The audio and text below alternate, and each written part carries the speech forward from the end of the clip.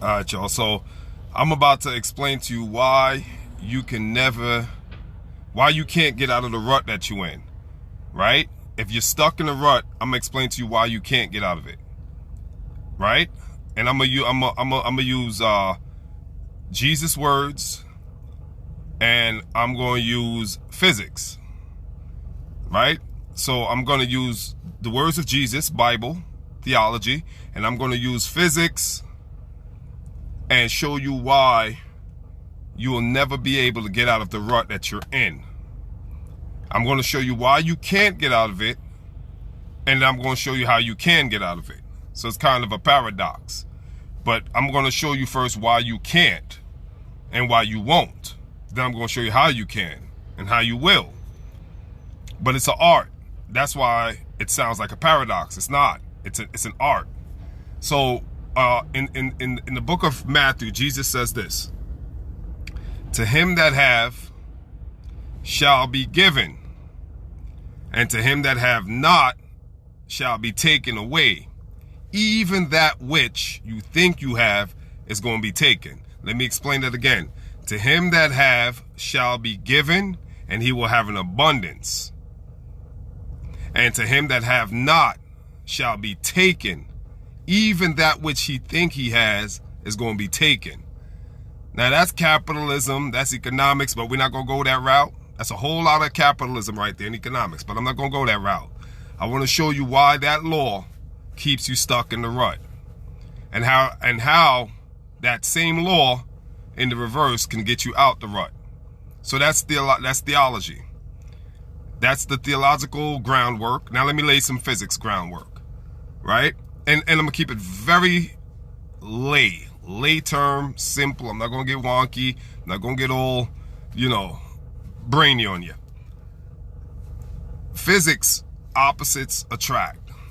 The most simple elementary form of physics to get up to, because I want you guys to get this. Opposites attract. We see this with magnets. You take two magnets of the opposite pole and they will attract. There's a force between those magnets, and that force is a gravitational force. It's an attractive force. Those are two magnets, opposite poles, right? Opposite poles attract. Basic, very simple. We all know magnets. Nobody's going to wonder what I'm talking about. That's easy. That's so that's physics. But outside of physics, right? This would be called metaphysics. Meta means beyond. So beyond physics now, because this is how the universe operates. Beyond physics, that law is not true. That law, metaphysically, is not true. It's the opposite. In terms of metaphysics, it's like attracts like. I'm gonna say that again. Like energy attracts like energy. Whereas in physics, opposite energy attracts each other. Opposites attract. But in metaphysics, that's not the truth. The truth is like attracts like. Metaphysics. That metaphysical law, like attracts like, is the law Jesus is referring to. And it's consistent with the theology, because theology is also beyond physics. Theology can be looked at metaphysically. Why? When you're talking about God, it's beyond physics. It's beyond the physical. You're going into the other realms, other dimensions. So that too is metaphysical. Theological studies is metaphysical. So stay with me here. So again, keeping it very simple. Like attracts like metaphysically. In terms of physics, opposites attract, opposites attract. And I use the magnet, very easy. Now, those are the foundational groundwork I want to lay down to build on. Now, let's build on that. Why is it, right, that him that have shall be given more, and he will have abundantly? Here's what this means.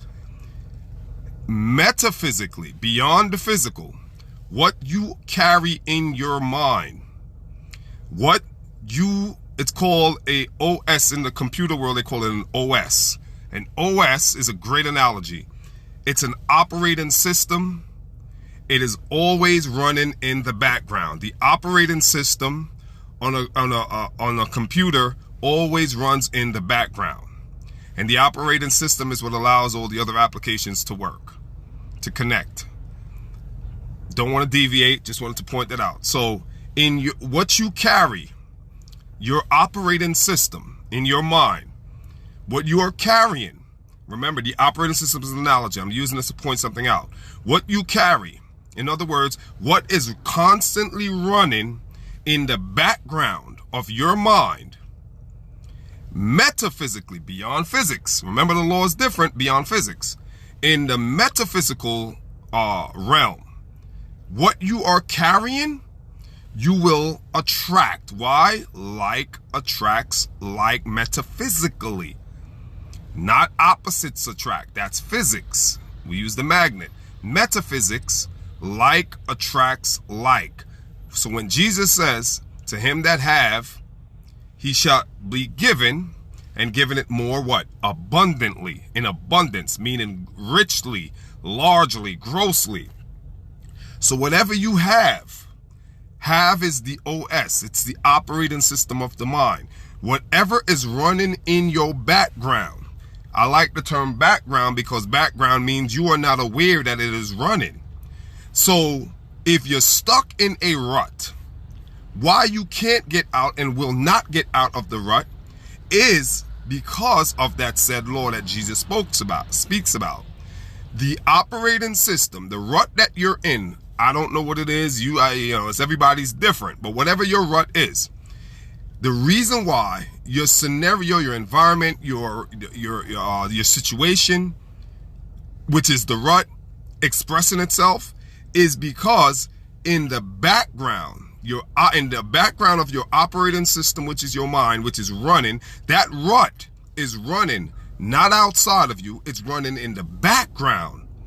In the background, in the operating system of your mind. That rut, that situation, scenario, that drama, it is running. It is on constant rinse, wash, repeat. Rinse, wash, repeat. So there's a consistent, right? There's an incessant, unyielding running of that said scenario, said situation, said drama in the background of your operating system, of your mind. And this is consistent with what you have, you will have more abundantly. So if you have drama in the outside of your life, which is your rut, that means there is drama on the internal, right, software operating system of your mind that you are not aware of, and it is running in the background of your mind, and it is therefore showing up in the grounds, in the outer world. It is the out picturing. It is you, it is your situation, it is your internal dialogue being pushed out into what you call the physical world.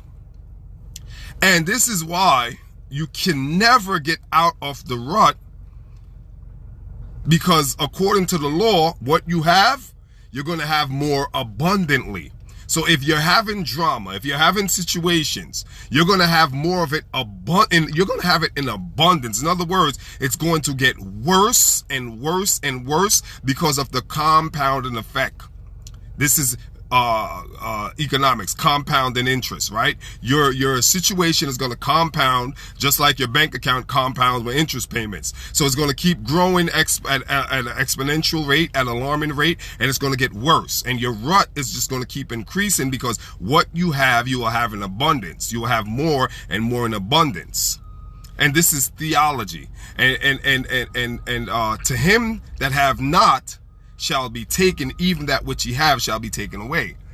And what does that mean is the same thing, right? If you don't have, even that which you think you have is going to be taken away. So if you don't have drama on the inside, because everything is internal. All is mind. There is no external. External is only the projection of what's internal to mind. So everything we're fighting with outside, it's not a fight outside, it's a fight within. But because of the illusion, we project outward instead of operating inward. So if you have peace on your inside, if that's what you're carrying, if you have peace on the inside, right? If you have love, genuine love on the inside, you will have that in more abundance on your outer world. You'll see it show up in your outer world. And then so that's how you get out of the rut. The only way to get out of the rut is to change the software. And the only way to change the software is you first must become conscious of the operating system, the background, what's playing in the background. And to him that have not, he will lose even that which he think he have. To him that have not, he will lose even that which he think he have. If you don't have faith that you can change, if you don't believe, if you don't have genuine, sincere, and genuine, sincere and genuine desire to change and to rewrite or reprogram, if you don't have that, then there's no vacuum. In other words, there's no empty space. You're going to have the opposite of that. And if you don't have faith that you can change, then you're going to have the opposite of that, which is a lack of faith. And then you're going to get even more of the lack of. I don't know I hope that makes sense. It's a little complex, but if you don't have faith, the opposite is a lack of, and the same law holds true. So you're going to have more of the lack, more of the scarcity. So in that sense, even that which you have, you're going to lose because of the compound effect. Remember, that law compounds. It's a compounding effect. It increases. So if you have, you will get more of what you have. And if you don't have, you will lose even that which you think you have because of the compound effect. So if you have lack, if you walk, in other words, simplifying it, if you walk around with a scarcity mentality or an impoverished mentality, then even what you have, the little things you have, you will lose because of that same law. Because if you walk around with a scarcity mentality, then you're going to get more scarcity because of the compound effect. So your scarcity is going to compound. It's going to increase. You'll have more scarcity. You'll have more lack, and that will continue to show up, and then you'll lose even a little that you have. Hopefully that makes sense. Till next time. Peace.